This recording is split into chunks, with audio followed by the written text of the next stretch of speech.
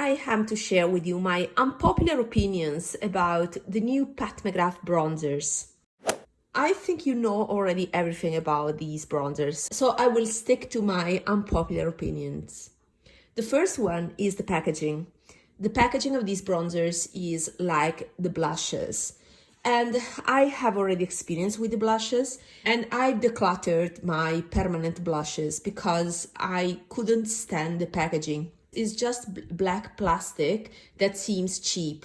I'm always in the rush in the morning when I do my makeup, and I could not waste my time opening that blush. So I wasn't using the permanent blush I had, so I decluttered only because of the packaging. So my unpopular opinion is to wait. So my strategy will be to wait till she proposes something like she did with the holiday collection, when she had a variety of blushes here in a more practical magnetic packaging. I purchased both of them, although I have the other one that I didn't touch on Vinted because they were not my colors. This is just more my style with more muted colors.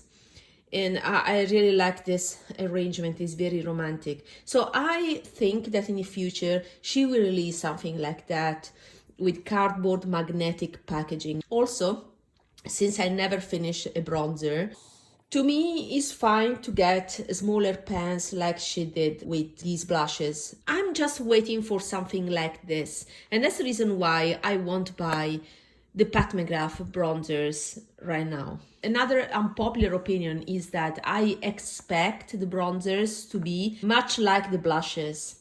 And to be honest, the blushes do not have my favorite formula. So why did I keep them? Just because they are long lasting on my skin. And therefore, I don't like the finish of these blushes. I prefer other blushes, like for example, the Hourglass ones, in terms of finish. So what I do is layering the blushes. So using these ones, if I want the color to stay, for example, I have social events in the evening, so I want a blush that is going to stay all day, then I will layer these blushes first, and then I will go on with a finish that I like more, that I find more sophisticated. That is, for example, the Hourglass, or can be the Suqqu. So this is my way of behaving with blushes, and I expect exactly the same for the bronzers. That's why I'm not in a rush to get the bronzers, because I know that they won't be my favorite bronzers.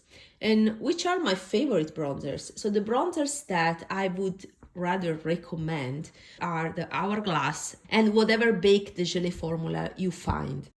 The Hourglass have this very lightweight powder that is very light on the skin.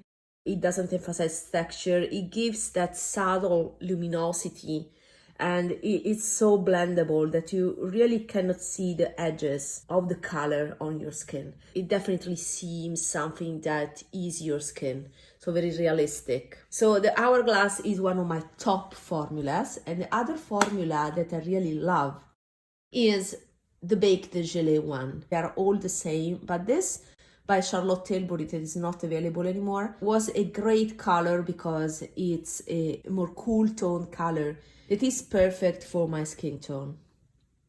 And as you can see, it doesn't translate too cool on my skin. So while this is too yellow, this is more realistic. It has a touch of coolness, and I have also a reddish version.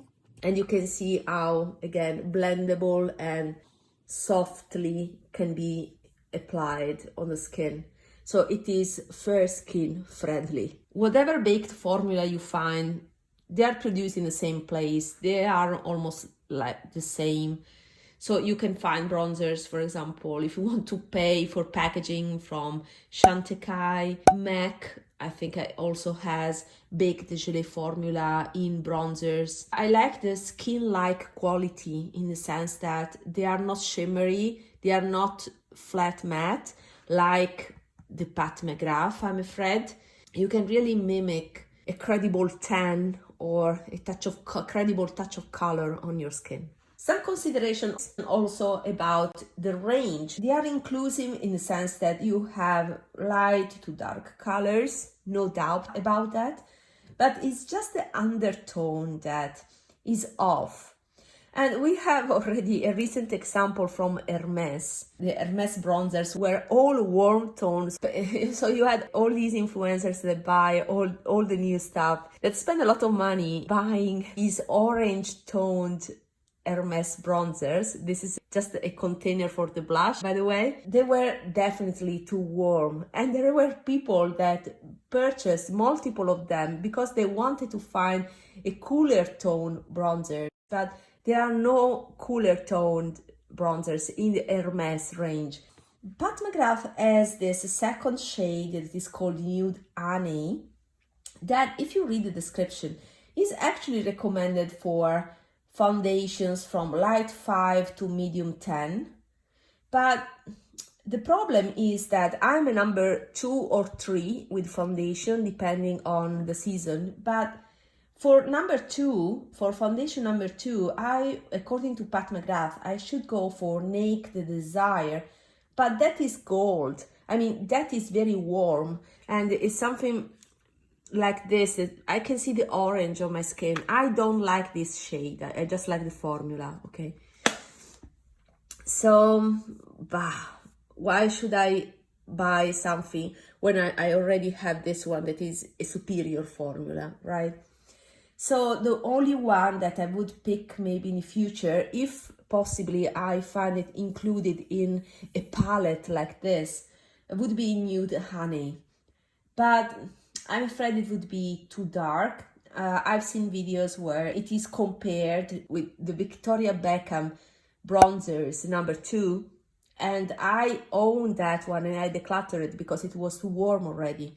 So I'm afraid there are no shades for me, provided that my favorites are these ones, you see, that do not run grayish at all on me. Let me make a more, a pigmented swatch to just check the color. So these are the two that are my favorites. This is already too warm and orange for me, but you can see the beautiful finish, luminous finish.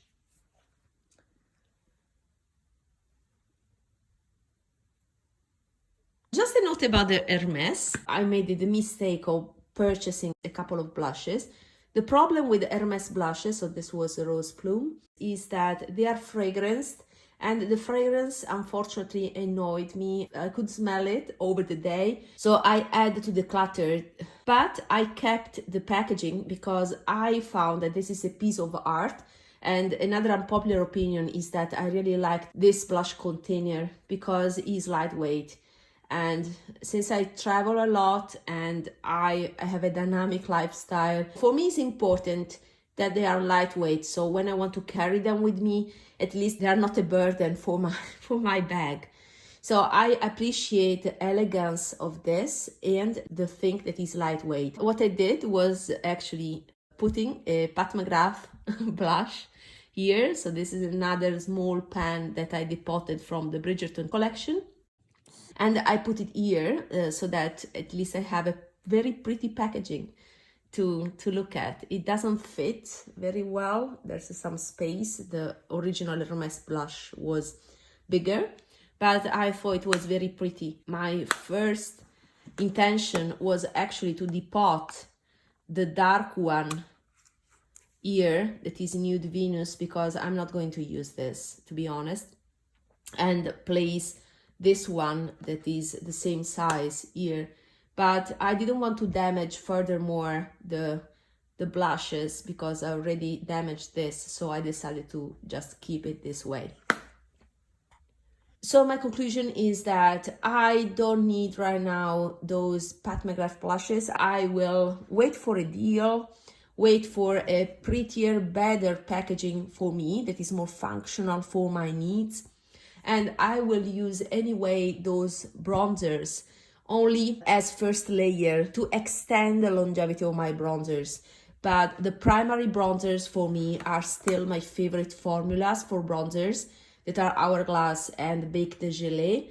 And Suqqu makes beautiful colored makeup, but bronzers are not provided by Suqqu because of the Asian aesthetics that do not include bronzers. And I have a video about young structure of the face without contour and bronzers this year, so see you in that video. Bye bye!